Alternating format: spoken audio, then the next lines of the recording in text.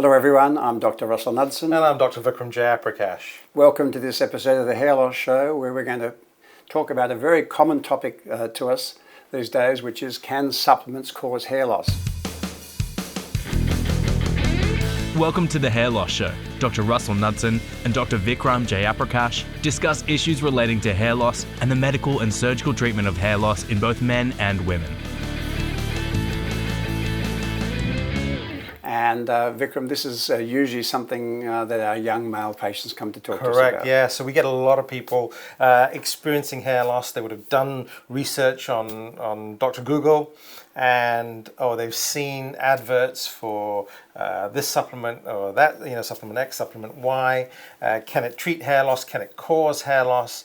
And there's a whole amount of misinformation on the internet, and going around chat groups and discussion boards.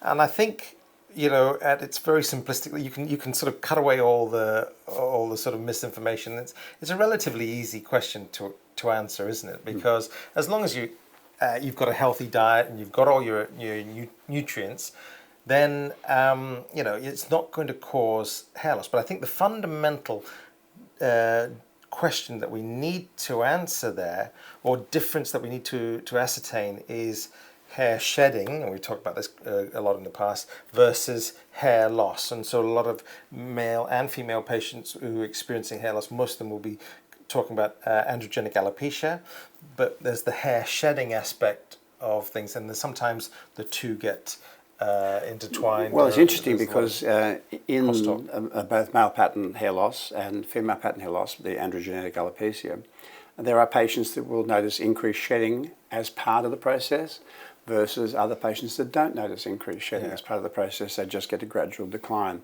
We also have people that decline like this, meaning that it's a fairly steady kind of decline, and then we have people that do it in a stepwise fashion, where they go through phases of increased shedding and loss, and then periods of stabilisation. And these periods of stabilisation, in my opinion, have encouraged the hair loss industry to promote all of these, nutritional supplements, the vitamin E's and the ginkgos and all of the things that they talk about that are going to make the hair work. I think for the people that are shedding faster, particularly episodically, I think it's associated with inflammation. There was a report about 40 years ago, biopsy of scalps, and about 40% of men with male pattern balding had increased inflammatory activity in the scalp. And I think that we know that inflammatory activity can cause increased shedding. So I think that there are some men and women that have hair loss over time that have increased shedding, even if they're healthy hairs, because of the inflammatory process, which acts as an accelerant. So telogen effluvium will be... It's basically a molt or a telogen effluvium is what we're talking about. So if we talk about nutritional supplements as distinct from non-nutritional supplements, then my feeling about it is that a lot of people take things like hair health and nails, supplements. They have all sorts of vitamin B's and vitamin D's and vitamin E's in it. And, biotin is a favourite one of it. It's vitamin B7. True deficiency of vitamin biotin, B7, about 1 in 30,000 people. So there's a lot of people taking... But vitamin D is probably a lot more prevalent. Well, it controls cycling, hair cycling, which can control, obviously, shedding rates. And the estimation, at least in Australia and probably in some of the other Western countries as well, is that about 30% of people are borderline low or low in vitamin D. 15 minutes in the sunlight, people, will get you there. But if you're not in the sunlight, for various reasons, popping 1,000 units of vitamin D a day won't do any harm. Zinc doesn't do any harm. But true deficiency in zinc or anything else is pretty uncommon. Vitamin D deficiency is far the commonest in the nutritional supplements. So I don't object to people doing it, but I put it in context, right? That if you're nutritionally lacking supplementation, it's not just affecting the hairs in the upper scalp, it will be affecting hairs everywhere, right? So basically, I don't have a problem with people doing it, but I don't, go overboard with recommending it, except for maybe vitamin D. And so I think that's important, because if you're deficient in vitamin D or biotin or zinc, it's not going to cause your hairline to move in that sort of pattern. No. Right? You're not going to sort of... It's a global yes. effect. It has a global effect over the whole of the scalp. And that's the thing to remember when people say, well, I've got balding, but I'm worried about my nutrition. Well, maybe nutrition could be an aggravating factor if you had a very poor diet, but it's not a causative factor. These are two different things. So that's kind of nutritional supplementation. I don't object to it, but vitamin D is probably the only thing I push a little bit of every once in a while. The other supplementation we need to talk about is the non-vitamin mineral supplementation, and that's usually young men going to the gym and wanting to build muscle. Yes. And so for the ones that aren't going to use anabolic steroids, which of course neither of us would support, people using anabolic steroids, but they use other things like tribulus and creatine and these protein packs. So the idea behind these supplements is to increase the amount of testosterone in the system so they can build muscle.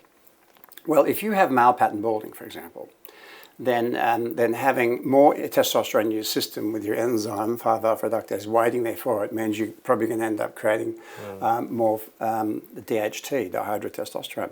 So we often saw very, very bald athletes for that reason, because they're looking to increase testosterone, increase their muscle strength, weightlifters, bodybuilders, all that kind of stuff.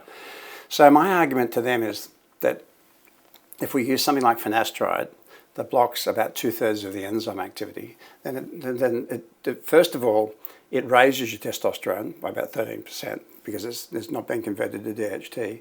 If you put more testosterone in on top of it, or things that create more testosterone, creatine, tribulus, these sort of things, then at least the enzyme's being blocked. Yes. And so I say to them, that yes, it's potentially an aggravant, but if you're using finasteride to block the enzyme, usually you can safely, build muscle in the gym using these supplements without necessarily causing a problem to your hair. So I think we're not against, by any stretch of the imagination, any of these supplements. But if you are taking them, then it may sort of increase the need for medical therapy to make sure that, or if you are experiencing hair loss, to try and sort of halt that progression.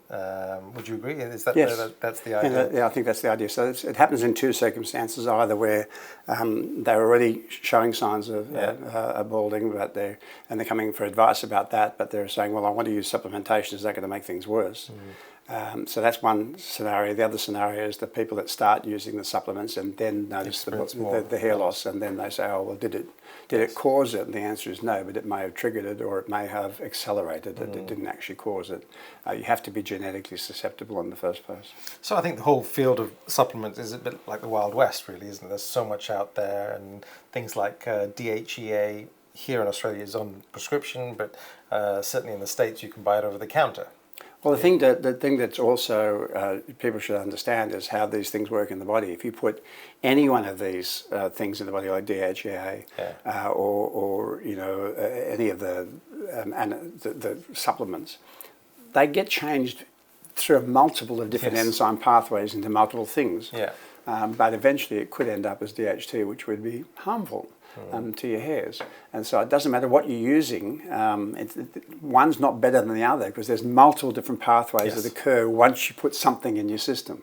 And there's a knock-on effect of one, Well, we also have men that have naturally low testosterone and go on testosterone supplementation. Same argument, right? When they're being put on testosterone supplementation by their doctor for a recognised deficiency in testosterone, yes, that can trigger balding. In fact, the link between testosterone and balding was described in the 1940s in a landmark paper, because what they did, they had developed injections of testosterone, synthetic testosterone, for the first time, and they injected it into men that had been castrated before puberty, so sometimes industrial accidents or something else like that. And they found that when they injected this synthetic testosterone into the men that were castrated, that some of them started losing hair within weeks.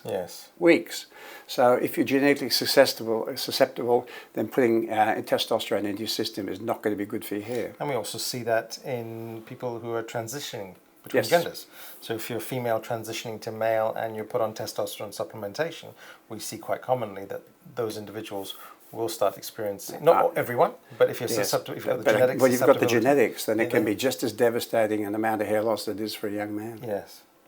Good. Well, I hope that it sort of clears up some of the misinformation and answers some of that questions about supplementation. In short, use it carefully, see how it affects you, and if need be, use medication as an adjunct to try and sort of temper the outcome. And don't procrastinate. Yes. If you're worried about an increase in shedding, seek advice. Absolutely. Thank you again for watching. Thanks for all your support. Please remember to like and subscribe to the channel, and we look forward to seeing you on the next episode. Thank you, everyone.